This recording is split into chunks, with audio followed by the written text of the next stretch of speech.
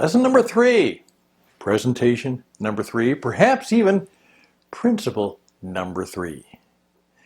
Now, I don't know if Dale Carnegie would have actually written about this, and I've read a lot of his stuff.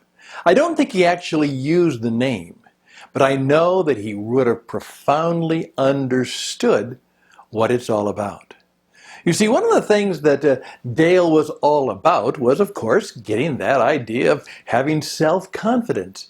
And part of self-confidence was to understand the way people actually behave. And so he spent a good deal of time simply trying to understand people and why we do what we do, or why we behave the way we behave.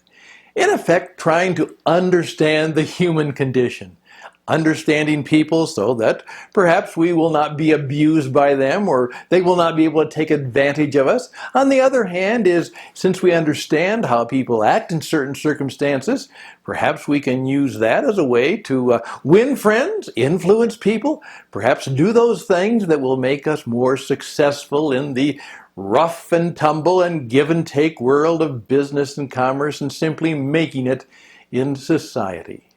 And so part of the principle that we're all about is to become keen observers of the human condition, trying to really understand what it is that goes into all of that complexities of human behavior, and see if we can better understand it so that we can work with people better, perhaps lead them in more effective ways so that we can be more effective in selling and motivating and managing and giving leadership to people. All of that is part of understanding what's going on. As someone once said, that great philosopher Bugs Bunny, when he says, "What's up, Doc?" is asking a great consulting, coaching, leadership question. Understanding what's going on in people's lives. So as a result of that, he would have understood this little lesson that I'd like to teach you. Even though he probably never used the term, he certainly would have understood what we call, and here it is, the secret sign. Now, I've shown you the back side of it, but now I'm going to show you the front side of it, and you will now know that everybody you meet, whether they are a CEO or perhaps even a small child, is wearing this secret sign, and this is what it says. There you go. Please tell me I am important. That's right. Please tell me I am important. That's what I like to hear. Now, most people are wearing the sign. I would say everybody's wearing the sign because this is what we like to hear. We like to believe, we like to know, we would like people to treat us as if we were important. Now, I've given this presentation in many parts of the world, and oftentimes this sign is in a different language. But you know, whenever I give this presentation and put the sign on and oftentimes walk around the audience, people start smiling, they chuckle, they nod their head. Yeah, they get it. That's right. That's true. That's what people really are saying to us. They are wearing that sign. And they understand that, yeah, that would help us if we better understood that. But here's the point. Even though we may know that, or now we know it, or now we understand it, for the most part, we don't pay attention to it. What actually happens is we show them our sign, and we want them to treat us like we are the most important. We actually read our own sign. We start acting. We want to be treated like the most important. That's what happens. As I say, we read our own sign rather than reading theirs. There we go. What do? Now, again, people see this and they say, yeah, that's true. And they let it go at that. But then I point out that most of our behavior doesn't reflect that we understand that sign. Let me just give an example.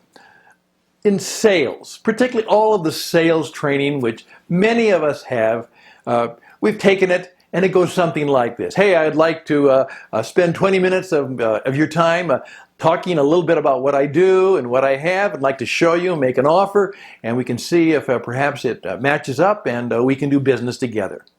And perhaps you get an appointment and you do the same thing and you make your presentation, you show your stuff, and there you go.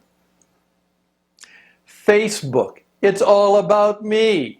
LinkedIn, it's all about me. Social media, it's all about me. We talk about me all the time. And one of the ways I demonstrate this is to show you what might have happened if I had taken some of our sales and marketing methods into many years ago. I was fortunate enough to meet a beautiful young woman, and as I got to know her, I asked her out for a date. And of all things, she didn't reject me. She said, okay.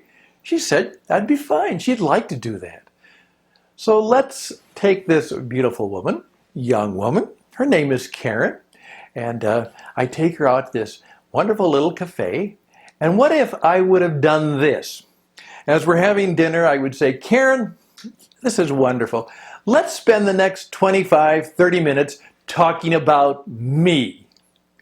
And then I proceed to tell her all about me and talk all about me and what I do and you got it. Now let's say I was lucky enough to survive that. And now I take her back to the dormitory. The evening is over, and I simply say to her, Karen, you know, this has been wonderful, and you obviously know that I do like pretty girls and like nice girls. Perhaps there's some other girls in the dormitory you can suggest that perhaps I could call on or ask for a date. Now everyone's, what? What strange? Well, I'm asking for a referral. I'm doing everything that the sales and marketing people tell me to do. Tell them about what I do, make an offer, show all the benefits and features, and then when I'm all done, ask for references or a referral. And what I am saying to Karen, and what I'm saying to all the people that I do all of these sales and marketing pitches to, is it's all about me. All about me and what I want. And the people are saying, please tell me I am important. I would just simply ask you to start putting that into practice.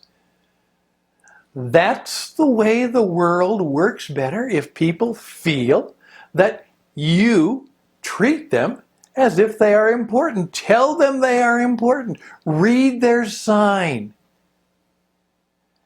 Now, I'm going to suggest that you start doing this and you have high awareness of the need to wear the sign when you're working with people and find ways of doing that. But I'm going to encourage you to take it one step further. May I suggest you do this? Why don't you start treating everybody that you meet as if they were the most important person in the world? Think about that. What if you would say, whether it's the CEO, the CEO's assistant, the guy who opened the door, the person who scrubbed the floor, what if everybody I met, I attempted in whatever transaction I'm having with them, that I sought to act and behave and treat them as if they were the most important person in the world?